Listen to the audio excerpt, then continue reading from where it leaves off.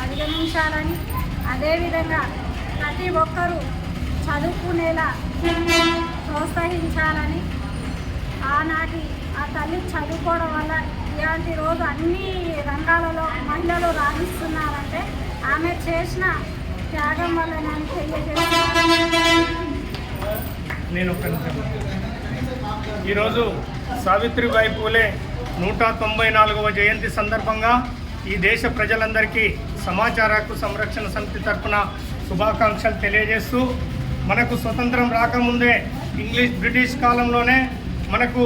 జ్యోతిరావు పూలే గారి దగ్గర చదువు నేర్పించినటువంటి మహిళలకు చదువు నేర్పించినటువంటి మొదటి తల్లి మన జ్యోతిరావు సావిత్రిబాయి పూలే గారు. కాబట్టి ఆమె పుట్టిన ఈ దేశంలో మనందరం గర్వపడే విధంగా మహిళలకు కూడా ఆమె చదువులు నేర్పించినందుకు గాను ఈనాడు రాష్ట్ర ప్రభుత్వం కూడా మహిళా దినోత్సవాన్ని సపరేట్గా గవర్నమెంట్ నిర్వహిస్తున్నందుకు కూడా మనము కృతజ్ఞతలు తెలియజేస్తున్నాం.